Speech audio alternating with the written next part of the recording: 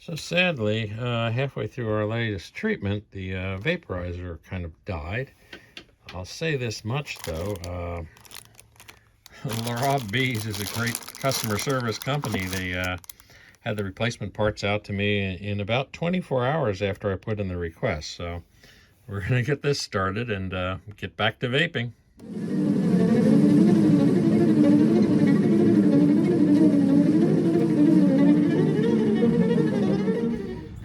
So the first step here is to clean up the bowl. It had a full load of acrylic acid hardened in it.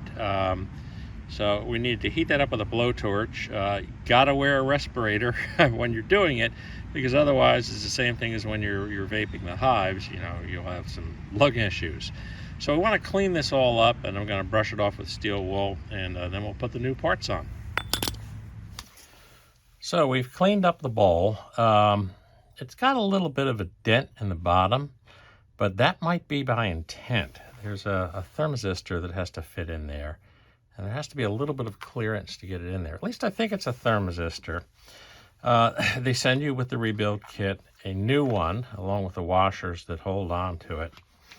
The old one and the new one measure the same, about 1 ohm in one direction, about 1.5 ohms in the other direction. So it might not be a passive resistor after all. It is color-coded red and black, so we'll make sure that we put those in the right order. The old heating element measures open circuit.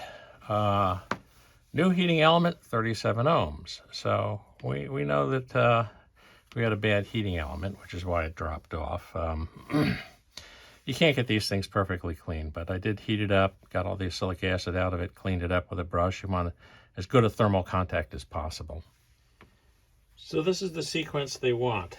The bolt, the metal washer, a poly washer, the bowl, the temperature sensor, one of the hard poly washers, the fiberglass or whatever glass insert, the fluffy insert, the frame, a poly washer on the bottom, the large washer, and then the nut to hold everything down, which is a locking nut. So we're going to assemble this unit, and then I'll show you about putting on the heater. I'm not sure exactly how I feel about squishing that thermal sensor in there like that, but you know, that's what they tell you to do. Your life will be a little bit easier if you have a 8mm nut driver so that you can get in there to hold that nut. So we're going to put the heater element on. Heater element is split like this, and we want the split to face the back. So what has to happen here is we slide it on, and we get it past the injection tube, and then rotate it so it's facing the back of the unit. At that point in time, we can put the clamping band on, which is put on with a Allen screw.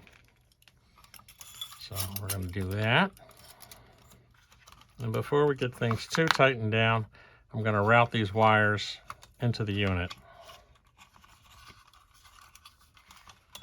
Now there's a grounding wire in here that has to be squished between the frame and this plastic. So you have to be careful on that one.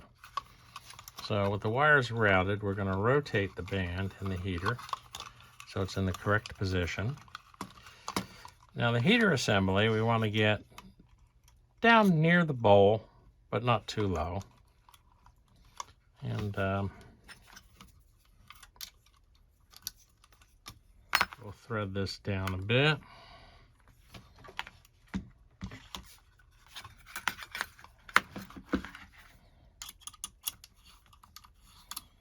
I'm going to snug it slightly, but not too tight for now.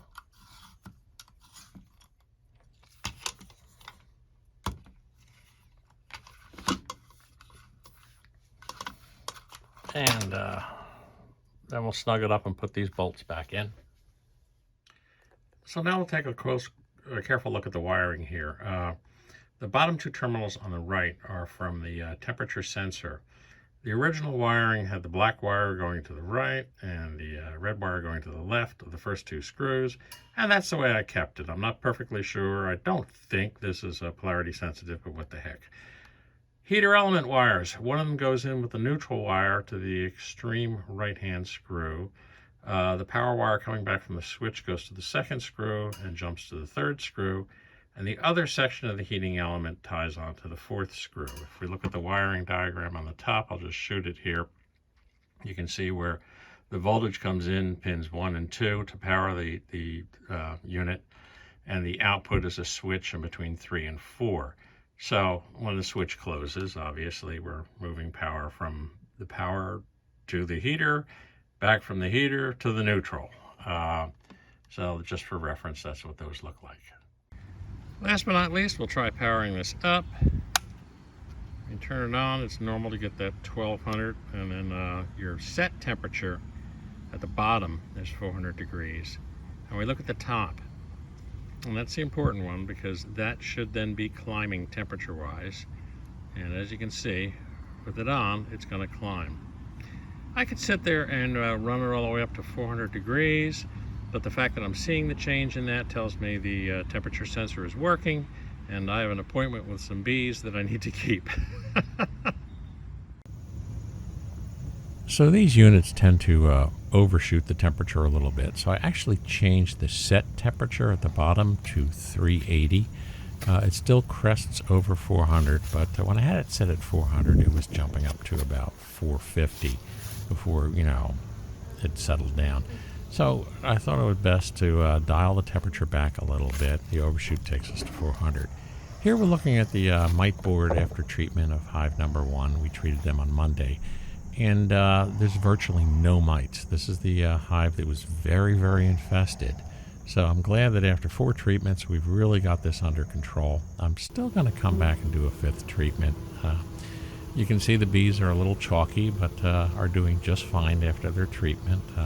It's kind of fun to watch them come out and shake off the chalk coating they get. Our vaporizer is back in business. I'm very, very happy with Lorobbees. What can I say? Customer service is everything these days. Looks like the raccoons or skunks or what have you found that big yellow jacket nest that was near the park and dug it out and had a field day. Kind of thankful for their work this time and that they weren't eating bees.